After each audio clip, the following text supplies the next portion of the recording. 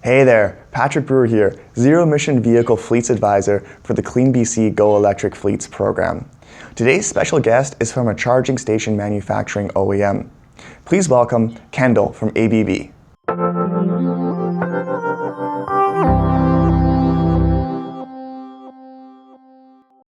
Hey, Patrick, thank you for that introduction. I really appreciate it. It's a pleasure to be here today. Uh, Everyone, as Patrick stated, I'm with ABB, and I'm here to talk about light-duty electric fleets. I've been with ABB for about 4 years now. When I started my EV career, I was an applications engineer. What that meant was that I was out in the field doing site commissionings, installations, working with network operators, working with site hosts, working with vehicle OEMs to make sure that things ran very smoothly. Now, my day-to-day is filled with fleet electrification. Today, we really see the majority of fleets electrifying as medium-duty or heavy-duty fleets. Well, light-duty fleets are well on their way, and to a degree will be the next big thing for the electric vehicle revolution. It's really kind of why I've got it written here as the new future, light-duty fleet electrification. For those of you that don't know ABB, we're a global leader in power and automation technologies. We've been in the EV business since around 2011, but have electrification experience that dates all the way back to the 1800s. So really, we've been in the business for 135 years or thereabouts, helping really optimize electric grid utilities, electric transformers, electric switchgear, things like that, and now are stepping into the electric vehicle space in a big way. So we've been striving towards a zero emission reality for some time now. We really feel that it is important to invest in these types of clean technologies in an effort to achieve that zero emission goal. The data shows that vehicle emissions account for a large portion of global CO2 emissions, and that number is just going to go up as our population grows and ages. We also know that driving electric can help reduce emissions drastically. I will say that ABB is very pleased by all of the recent announcements regarding business decisions to accelerate their electrification transition. This all leads to a happier, healthier future. So let's hop into the presentation on light-duty fleet electrification. First things first is to define what light, medium, and heavy-duty electric fleets are. Typically, when we talk about light-duty vehicles, we're talking smaller vehicles, normally class 1, 2, or 3. This can be all sorts of mobility vessels, from electric scooters to workforce trucks, last mile delivery, government fleets like police cars and get around vehicles. Some people will argue that mail delivery is not necessarily a light duty vehicle, but more of a medium duty vehicle. I kind of think this is up for debate. I want to class them as light duty because I believe that the charging needs for mail delivery trucks are more in line with those of light duty electric vehicles than for medium duty electric vehicles. Medium duty fleets typically include things like school buses, box trucks, really your typical class 4 to 6 vehicles. And heavy duty revolves mainly around class 8 trucks, but also includes things like large transit buses. Really, another way to think about the difference in these vehicles is by their battery size. So light duty vehicles will often have a battery size between 50 and 150 kilowatt hours. Medium duty may be anywhere from 200 or 300 kilowatt hour ranges. And heavy duty vehicles often sit near around 500 kilowatt hours up to 700 or even 800 kilowatt hour batteries. I mentioned this because battery size is very important, and we'll talk a little bit more about that in just a few slides. So what is the growth going to be like for light duty fleets? According to a report published by Navigant Research, there were 238,000 light duty electric vehicles sold in 2019. That number is expected to grow by 33% annually. And in 2030, over 5 million light-duty commercial electric vehicles will be sold. While this is exciting, this is also daunting, as there are quite a few obstacles we must overcome in order to smoothly achieve such a transition. Because it's what I do every day, I'm going to focus primarily on the charging infrastructure side and what you need to think about when it comes to providing power to a light-duty vehicle. Really quickly, I want to touch on light duty vehicles and what their typical charging actually looks like. Because the charging use case may teeter on the fine line between AC and DC charging, I expect we will see light duty vehicles utilizing both styles of charging for the foreseeable future. Really, the difference between AC charging, which you can see in this slide on the left, is that this AC power connects to an onboard charger inside the vehicle, which then provides DC power to the battery. Due to the size of the onboard charger, charging can take significantly more time than if you were to say use a DC charger like you see here on the right. In this case, high power DC can be directed straight to the vehicle's battery, which can decrease your charge time significantly. Just because the charger is not onboard, it's much larger, it's capable of much higher power DC charging. But is that really necessary when you're talking about light duty fleets? As a trend in the EV industry, we're always being told that higher power is better, bigger is better, faster is better. But I'm here to tell you that's just not always the case. So that kind of begs the question. With so many options and so many people trying to sell us on higher power, faster charging, bigger and better, how do we optimize cost and operation and effectively choose the right charging infrastructure? How do we really decide what our charging infrastructure needs are? Well, I may not have every answer, and it's never one size fits all. But when I'm working with fleets that are transitioning to electric vehicles, I think about 5 things. Number 1, I want to determine what the real power level that I need is. Now, this may seem very obvious, but again, we're looking at an industry that's always telling you to go faster, faster, and faster. But if you don't need that, maybe there's something that you can do to dial that back. So I can tell you now that a light duty vehicle that's going to be charging overnight or charging for hours at a time does not need something like a 175 kilowatt charger, a 150 kilowatt charger, or even a 350 kilowatt charger for that matter to charge it. The vehicle will be done charging in 30 minutes or less, and then the vehicle and the infrastructure will be sitting idle for the rest of the evening or the night. What we really want to look at is how big the battery is and how long will the vehicle be parked, i.e., what is the battery size and how long is your idle time? If you have 10 hours to charge a 100 kilowatt hour battery, then something like a simple AC charger or a low power DC charger is more than enough. The simple thought process is that the battery size divided by the idle time is equal to your power level. So when we talk about a 100 kilowatt hour battery charging for something like 10 hours, you're looking at only needing a 10 kilowatt charger to effectively charge that to full overnight. Now, we know there's some efficiency loss there. We know that battery management systems and thermal management systems may end up dialing that back just a little bit, but at lower power, it's definitely less prevalent than at higher power. So maybe we give it a 10% safety factor and say that your 10 kilowatt charger maybe needs to be an 11 kilowatt charger. Again, that's more than enough. No need for a 175 kilowatt charger or higher. So it's very important to think about how your operation will run and what is realistic when it comes to vehicle idle time. Remember, higher idle time means lower charging requirements and vice versa. Second, you need to think about how many vehicles will be in your fleet and how many chargers you're going to need.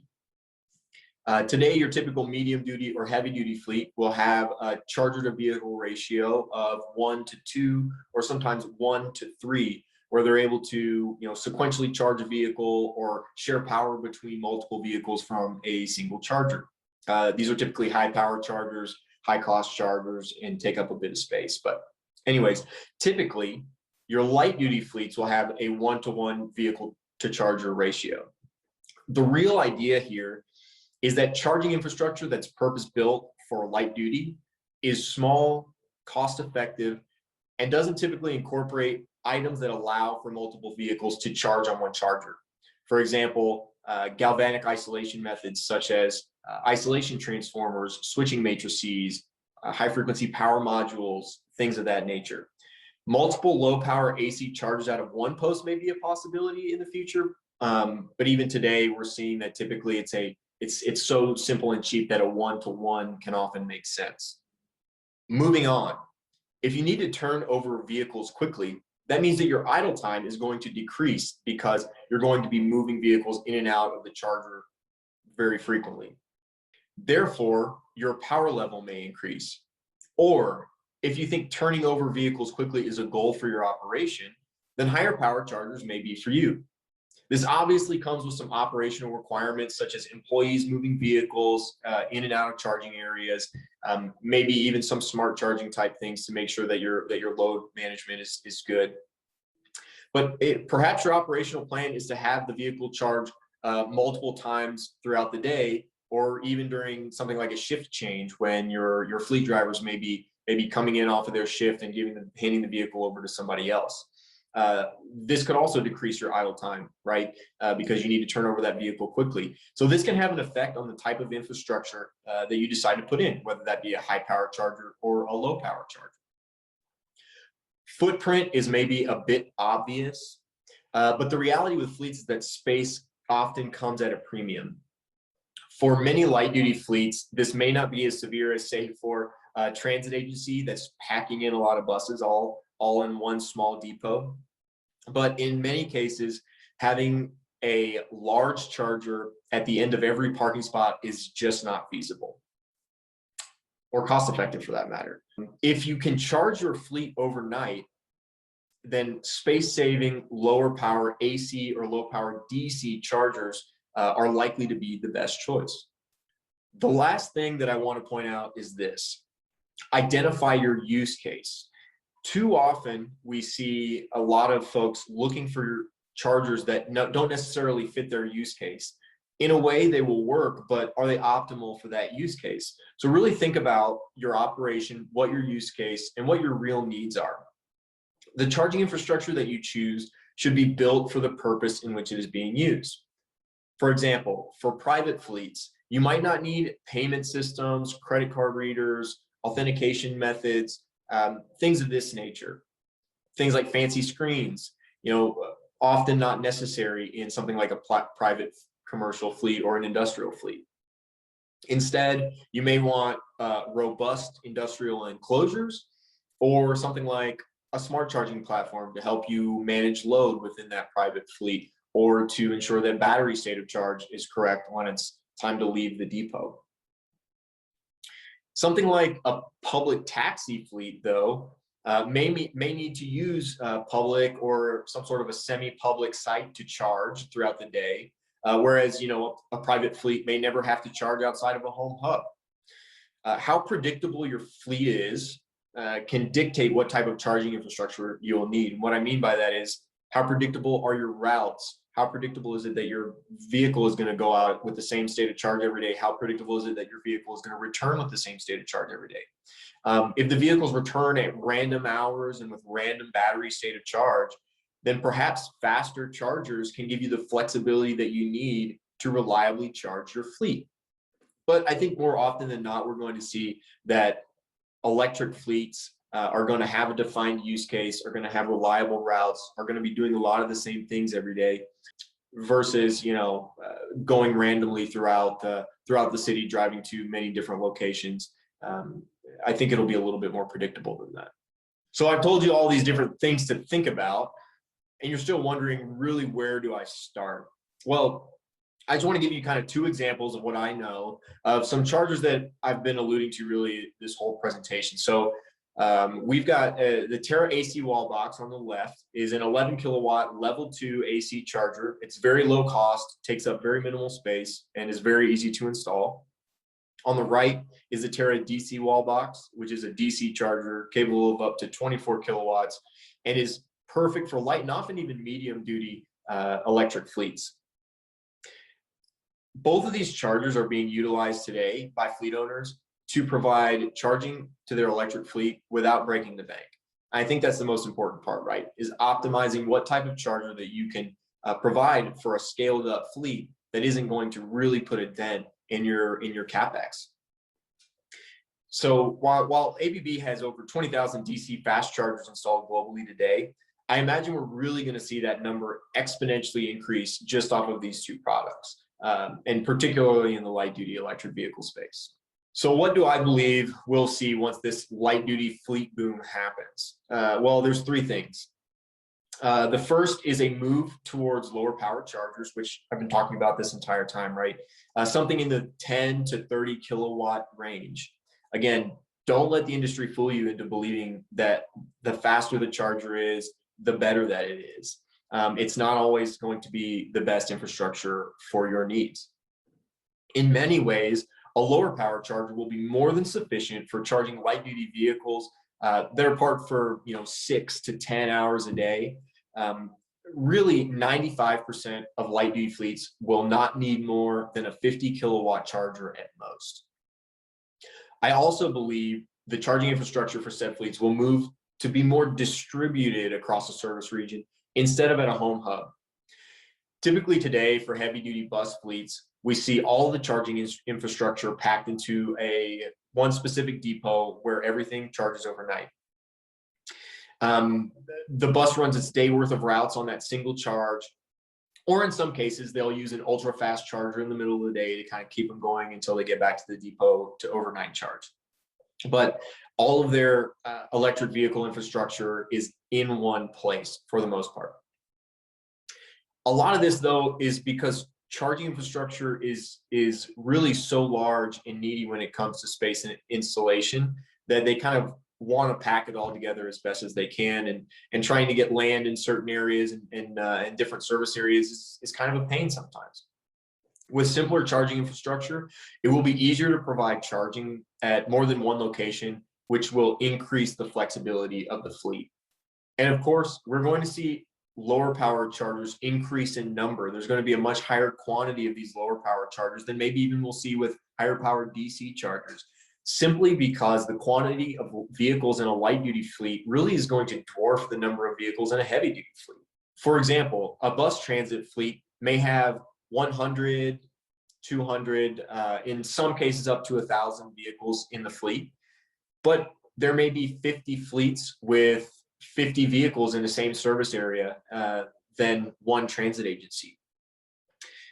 In a lot of ways, fleet owners can get very creative and even let public drivers utilize their charging infrastructure when the fleet doesn't need it. I will always be a fan of more charging infrastructure. This can mean revenue earned by selling energy to consumers, as well as just increasing the adoption of electric vehicles by allowing more charge points. Total cost of ownership goes down for the fleet owner, and public drivers get more charge points. To me, that's a win-win. So the key takeaways here are, first, light duty fleets call for light duty charging. While as an industry, we're building ecosystems that allow for all vehicles to be charged on all chargers, high and low power, it doesn't mean that a high power charger makes perfect sense. And it definitely doesn't mean that your wallet will be happy about it. Sometimes it even makes sense to take a hybrid approach and have lower powered AC or DC charging for overnight, and then maybe have a high powered charger for flexibility during the day. Again, we see this type of a strategy in heavy duty fleets where they'll park overnight and charge overnight and then use an ultra fast charger en route to give them a little bit of juice throughout the day. You also need to recognize that fleet charging needs are different than public charging needs. Most all chargers will be able to provide you the juice you need to continue your day. But is that public charger robust enough for a commercial or industrial environment? Do you need payment or authentication? Do you need payment or authentication methods like a public charger does?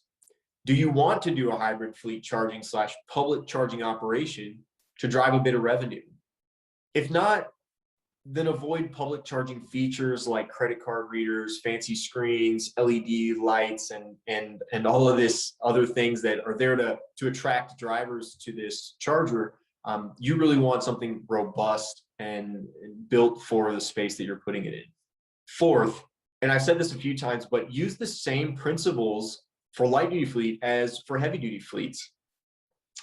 You may have watched some lessons learned here and there, or watched other webinars where we're really talking about medium duty or heavy duty fleet electrification, because I think it's maybe moving along a little quicker than light duty is today. But a lot of what occurs in heavy duty fleet charging is also applicable in light duty fleets. Things like determining power levels, identifying space constraints, and understanding operationally how best to utilize your charging infrastructure. That's all applicable across a broad spectrum of fleets.